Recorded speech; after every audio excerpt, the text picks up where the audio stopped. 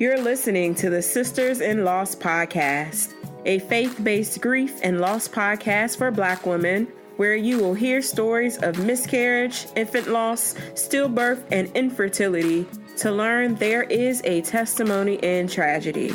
You will learn how to heal, gain clarity, find hope and peace, and turn your pain into your purpose after loss. I'm your host, Erica M. McAfee.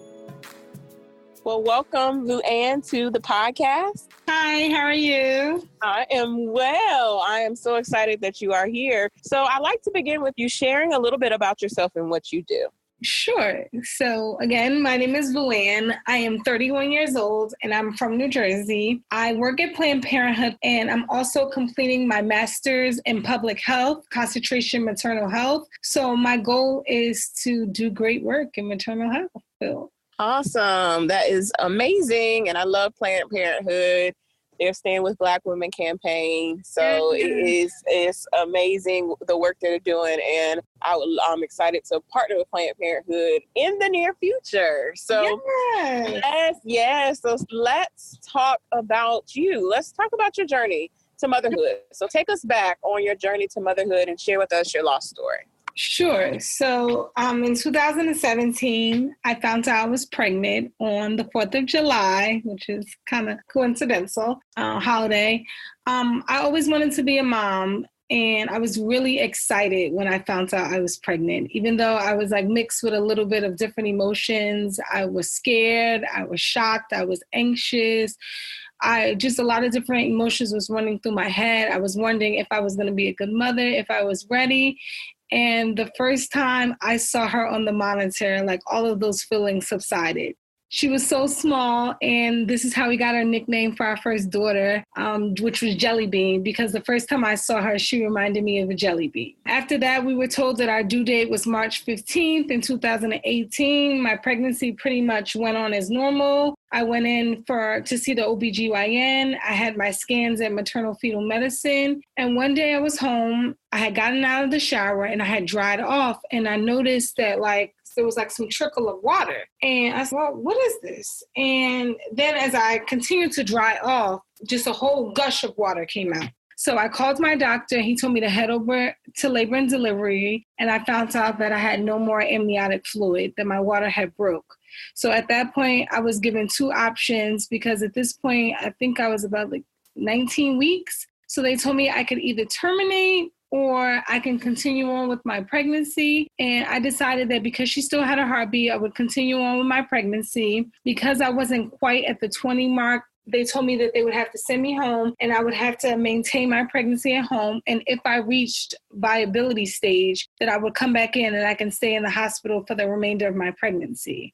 A week later, I ended up having a high fever. I started having contractions. I ended up going into labor and delivery, and they told me that they were going to have to induce me because my pregnancy was becoming septic. And I delivered my daughter really close to about 20 weeks, my first daughter. And that was my first experience with loss. What did you do next after you delivered her? Were you able to hold her and spend time with her? Yes, I did. Ideally, this was not the hospital I was supposed to deliver at because this was a hospital I had worked at. So my doctors were not at this place. They did not know my history, but I had went into work and I said, you know what, I'm going to just go up to labor and delivery and just get checked out because I was like, something doesn't feel quite right. So I ended up getting stuck at a hospital that I shouldn't have been at. And the experience, I will say, for the most part, was god-awful. I don't think they were equipped to deal with the situation on so many different levels. Basically, one of the nurses had told me after I had left labor and delivery, they took me to a postpartum unit and said I would stay there until I delivered because I wasn't in their sense, active labor because we were waiting for things to happen. I guess they knew that my child wasn't going to make it. So the nurse basically told me, I said to her, what's going to happen when it's time to deliver my daughter? And she said, oh, well, your daughter's going to die, so you're going to deliver your baby by yourself. And that was an awful, I started freaking out. I'm calling my doctors. I'm like, what do I do? And they're like, no, that can't be. So I ended up having to use the card I work here. And then once that happened, things began moving a little bit more smoothly. But after the whole experience, I just was really ready to go. So I was able to hold my daughter. I got to spend some time with her. I actually knew the chaplain that worked at the hospital. So I asked her to come upstairs to bless my baby because this hospital really wasn't equipped with helping me as far as take photos. Like, I didn't know anything about this. They didn't seem to know anything about this. So we kind of did our own thing. How did you grieve this first loss? Because there were a lot of questions we didn't get answered. We made an appointment to go see my OBGYN, and he basically said that we should have a consult with maternal fetal medicine, and we should come up with a plan for the next time I get pregnant. So we did that, and I feel like right after I lost, my goal was to just like, how do I replace this? Like, I want to get pregnant again. Like, I want my daughter back. So I feel like I also grieved in some unhealthy ways. Like, I did some drinking. I also, which I'm not saying there's anything wrong with taking anti-anxiety medicine, but I took that, and that's something usually I try to stay natural. I barely even like to take a Tylenol. So for me, that was something I really didn't want to do, but I feel like I had to do because I also had to go back to work. I think I delivered on possibly like a Friday or Saturday, and I had to go back to work that Monday because I would have lost my job because I was on a probationary period. So I didn't really have the time to grieve. I kind of had to get back into the swing of things. So I did what was best for me to cope at that time. Which is understandable. So take us on the next step of your journey.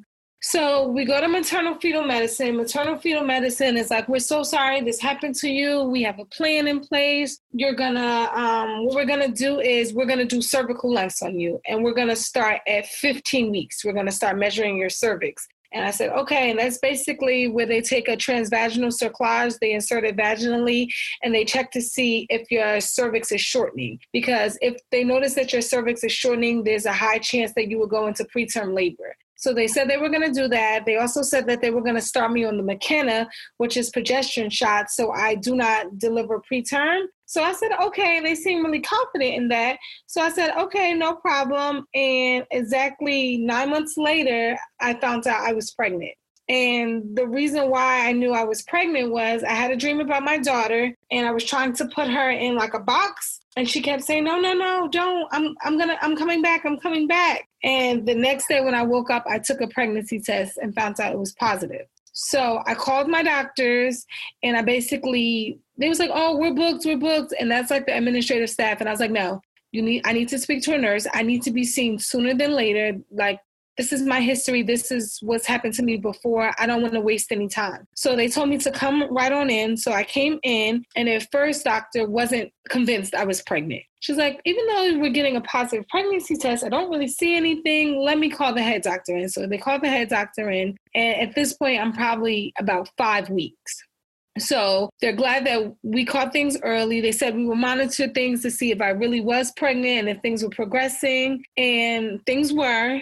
I went to maternal fetal medicine for my scans, and then I got to 15 weeks. We started doing cervical lengths every 2 weeks, and we noticed that at 18 weeks, my cervix had started to shorten. So they basically said to me that we were going to do emergency cerclage, and that would stitch up my cervix. And they said, okay, so I'm asking, like, do I need to be on bed rest? And they're like, no, you're fine. They sent me home at, I'm going to say 22 weeks, a little trickle of water comes out. So I put some pads, I put some chucks, I called my doctor's office, and it ended up being not one of our doctors, but somebody else on call. And he took a while to get back to me. So I said, I'm just going to drive to labor and delivery. I got to labor and delivery. They checked me out, and they were convinced that this was not happening again, that I was totally fine and that I could go home. So I get to the parking lot, and the rest of my water just pours out. So at this point, I'm like frantic. I'm angry. I'm just like, what? I just was there. Like, why did you guys send me home? So we checked, and I still had fluid around baby. So even though I had lost a lot of fluid, there was still a lot of fluid around her. So I was like bargaining with the doctors. I'm like, please, you guys told me last time that if I got to 20 weeks, you guys would keep me in the hospital. Do not send me home. I do not want to go home. Like, I would prefer to be here where I can be monitored. So they agreed. That was no problem. I had also got, because the pregnancy was now exposed, I somehow got E. coli. So they was treating me for that.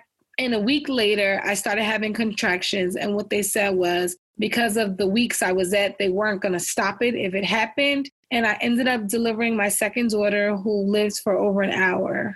And we got to spend some time with her. Wow. And how far along were you with her? 23 weeks. So, yeah. So right before viability. Viability, yes. So how did you grieve and go through the healing process with this loss? So I want to say the second time around was totally different. So a part of the story that I've kind of left out is that the first time around, my partner, so I'm the type of person who I am like strong. Like it takes a lot to break me. And I don't like to see, I typically like to be there for everybody else. So I don't like to see people, I don't like people to see me broken, like crying. Like for me, that's like a sign of weakness, even though I can be there for anybody, whatever they're going through. But for me, it's like, you know what, you have to be strong. You have to get everybody through it. And that's typically my mindset. So with my partner, he was there and he was like, you got to cry about it. You have to feel about it. So my first pregnancy, he was very supportive, very helpful. My second pregnancy, I decided to end my relationship 4.5 months into my pregnancy. And I, for the most part, cut ties. I said, if it's not about the baby, I really don't want to talk about it. I just felt like we just had two different mindsets. Like when I had first found out I was pregnant, I kind of didn't want to acknowledge it. And he was like, you should be grateful. You know, we have a second shot at this. And then we kind of switched roles.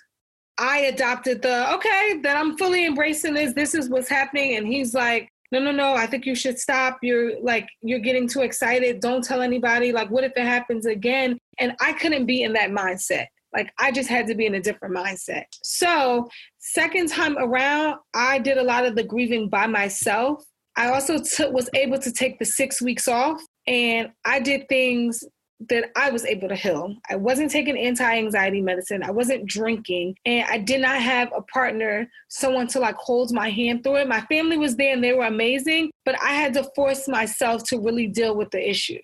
And I think because of that, I've come out stronger. Yes, absolutely. So let's talk about your faith on this journey. Really, how has your faith in God either been tested or strengthened as you have gone through your healing process? Yeah. So again, in the first pregnancy, I was baptized Catholic, but I don't necessarily associate with any like specific religion. I just believe in God and I'm very spiritual. And every part of my life, I know God is always with me. So he's the first person I call on when something's going on. So when I was trying to maintain my pregnancy, I did a lot of writing my prayers down, I also, as things looked like they were taking a turn for the worse, I kind of just said to God, like, what is your will be?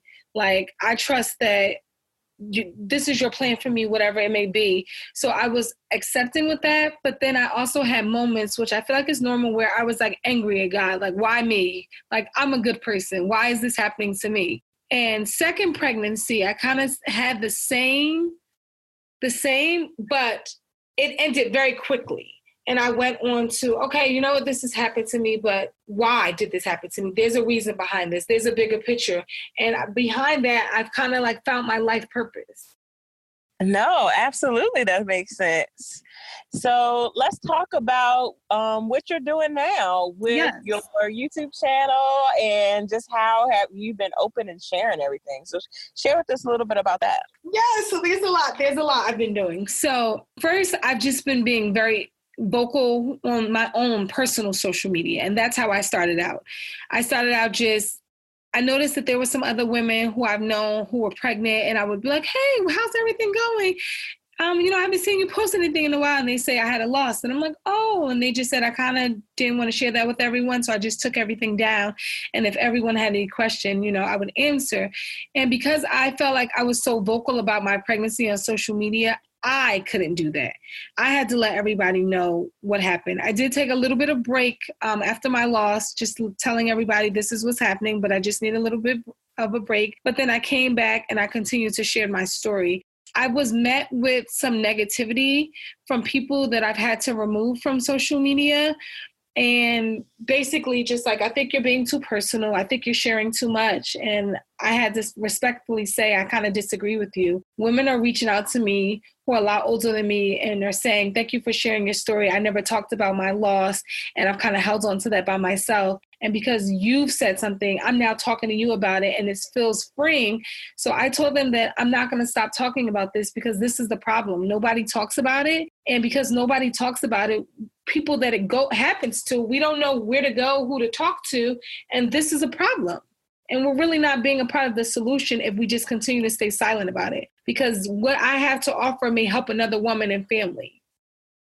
So from there, I got connected with the First Lady of New Jersey. And basically what she's doing is she has a campaign called Nurture New Jersey. And it's basically bringing awareness to infant mortality, maternal mortality, and it's talking about health disparities. And I kind of like chased her down at one of her family events, and I let her know, I said, I've met you before at Planned Parenthood, but I'm not really coming to you from a Planned Parenthood perspective. I'm coming to you as a mother who's lost my child. I said, I would love the opportunity to be able to share my story on any platform that I may be of assistance to. And from there, I kept just showing up to her events. I got invited to a health summit. I recently just got invited to an invite only, which is Black Maternal and Infant Health Leadership Summit. And it's been events like this that I've been participating in open dialogue, just trying to be a part of the change. I've also made my own video sharing my story, which has been picked up by 2 maternal health organizations, which I'm super excited about. And I'm basically just sharing my story. And in the video, you will see a couple of first, I created memory boxes for my daughters after I left the hospital. And it had been, in a sense, over a year, about 9 months since I went through these items. So you guys will see in my video me going through these items for the first time and it being like extremely hard for me. But I feel like it's all worth it if I can help another woman or family in need. So I'm working on possibly founding a nonprofit organization to basically just spread awareness and to help advocate for other women and other families. And my goal is to also get some legislation passed in regards to cervical lengths, because women who have my diagnosis typically have to have 1 loss before they know they have this condition, when there's a test that can catch this condition. So why are we having to lose 1 baby before we receive the proper treatment that we need? Absolutely. So as someone who has also experienced cervical incompetence, and to be honest with you, about 50% of the interviews that I have done, over the 150 people I've interviewed, have experienced some form of cervical incompetence. It is definitely something that is not treated properly, especially in first-time mothers. So I 100% agree with you about passing some legislation, definitely in New Jersey, since you have those contacts. We need something on a federal level as well. Yes. So I'm a Newark Civic trustee member, and we solve problems in Newark, and we work with government officials, but a lot of the people on the leadership team have power outside of Newark, and I'm working with them to possibly, get something drafted and have that, like you said, instated on like a federal level. I'm also a part of now a research project on women that they're doing a project on women with incompetent cervix to try to get more information. And I've been told that once that project is complete, all that research will be handed off to me to use as whatever I need be. So I'm just trying to, wherever I can fit in, get the tools that I need to bring about change. Absolutely. So what's the next steps for you in your journey to motherhood? Oh, yes. So I haven't told you. In March, I received the abdominal cerclage, which had I would have known that the transvaginal cerclage is only an 85% chance it would get you to 24 weeks, I never would have went with that option. So now I have an abdominal cerclage. They placed it. You had, just to clarify for the folks who are listening, you had a traditional cerclage placed with your first 2 baby girls. No, with my second daughter. With my first daughter, I did not know I had an incompetent cervix until I lost it. And then with your second daughter, you had a traditional, like a McDonald's stitch cerclage place. Yes. And which is essentially like, for those who are listening, is essentially they are stitching your cervix almost like a purse and actually putting some type of hold there on your stitch or in your cervix, at the bottom of your cervix when that happens. And so in March, you went and actually had a Trans Abdominal Cerclage placed, yes, which is a cerclage that's placed higher up actually from your cervix. So it's not at the bottom of your cervix, nope, but it's higher up in your cervical canal, I guess, if that's the best way to describe it. Yes. And there's some great pictures that are online for those who are listening on the differences of where a Trans Abdominal Cerclage is placed versus a traditional cerclage. And you can find that photo in my YouTube video as well. Oh, okay. Awesome. Yes. Yes. When I talk about the differences, and this is also, they say, a 95 to 99% chance that I will get to full term. So again, if anybody needs any information, I know tons of support groups who, provide a lot of information. They also provide doctors of where you can go, because this is also a problem as well. Not every doctor provides this procedure. So the director of maternal fetal medicine actually agreed to do my procedure in New Jersey. And he also said that he would have my OBGYN sitting on the surgery so that my OBGYN now can perform the surgery on other women in his practice if they have an incompetent cervix. So awesome.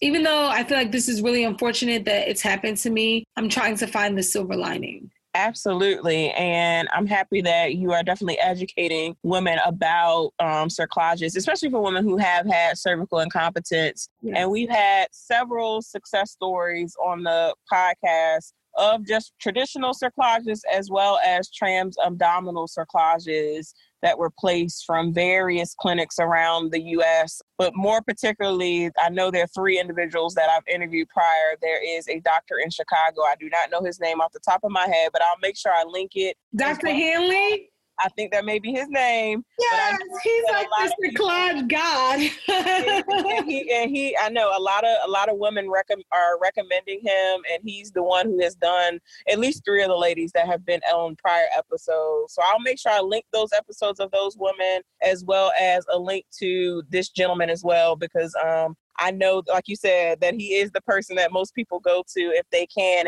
afford to get the surgery done by him. So I'm happy that you were able to get it in your home state. And then, of course, your OBGYN getting the training and resources that they need so that they can help other women who have experienced a cervical incompetence. So what other tools or resources have you used or have helped you out? I know you mentioned some support groups. Yeah. Are there any other support groups that you can recommend for women who have experienced a cervical incompetence? So there's a group online called the Abby Loopers, and they have been amazing. I feel like from the day that I lost my daughter in the hospital, I was Googling, and they're one of the first groups who provide so much information. They have statistics. They have different doctors around the world. They have recommendations. People share their stories when they deliver successfully. People share their stories when things don't work out. So this place is like awesome. And the organizer, she's always available via, direct message on Facebook, and she's awesome. Anything she can literally do to help you, she's willing to do. So they're awesome. So I'll make sure I link the Abby Loopers as well, because it is a great resource for those of us who have experienced cervical incompetence. Yeah. So lastly, I would love for you to just share some encouraging words for the listeners, women who have experienced recurrent pregnancy loss, have had cervical incompetence, or just women who are continuing to try to wait for God's promise.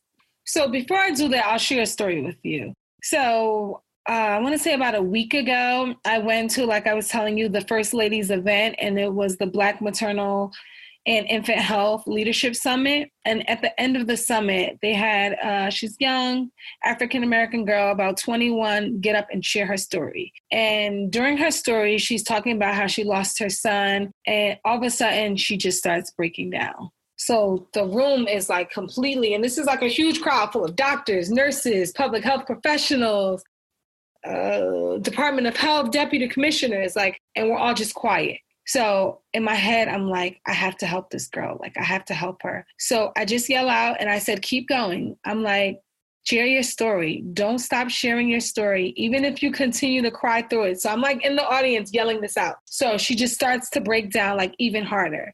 So I yell out like, can I go up stage and give her a hug? And like, no one's responding to me. No one's saying anything to her. So I just get up, I go on stage, and I literally just wrap my arms around her, and she's like in front of the microphone, but I'm like talking towards her, and I'm just like, they need to know what's happening to us. Like, continue to share your story. Even if you cry through it, I'm here with you.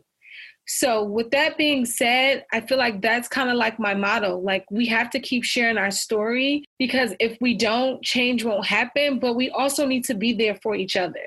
We all have the same goals. And this is one of the reasons why I'm here joining your podcast, because we all have the same goals. We may be all doing our own thing, but collectively we have the same goal and we want the same outcome. So my last thought is continue sharing your story. Don't stop. Don't let anyone shame you or shush you. Like, keep sharing your story until we don't have to share it anymore. Oh, I love that. Absolutely love that. So where can we find you on social? Drop your YouTube channel, your All For Us, so we can follow you and your journey. Yes. So on Facebook and Instagram, I am Life After the number 2 Losses. And on Twitter, I am Life After 2 Loss, LOSS1. And on YouTube, because I need 100 subscribers, so hopefully people will subscribe, you have to just search us, and we are Life After 2, the number 2 Losses, LOSSES.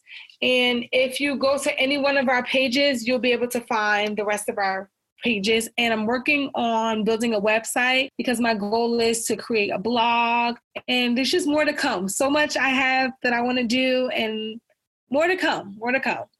Yes. So thank you so much, VuAn, for sharing your story and your light. And I'm excited to watch your YouTube channel and see that all that you are going to be blessed doing in the state of New Jersey and beyond. Yes. And can I leave with one final comment? Yes, absolutely. Okay. So I feel like now a single woman. I've been a single woman for about a year and a couple months. And I've been waiting until God places the next man in my life. So I want to say this for other women who have lost a child and may be single now. Like, stay encouraged. It's going to happen. Don't be in a rush to, replace what you lost, in a sense, and to get into a relationship that may not be the best one for you. Kind of just wait on God, because I feel like He has a way of bringing you everything you need when you least expect it. So I just wanted to add that. I love that. And I love to end on that note. So thank you so much again for being on the podcast. No problem. Bye. Thank you so much for listening to today's episode. For show notes and more information on today's guest, go to sistersinloss.com. If you have not joined our online community, go to sistersinloss.com, as well as sign up for our newsletter.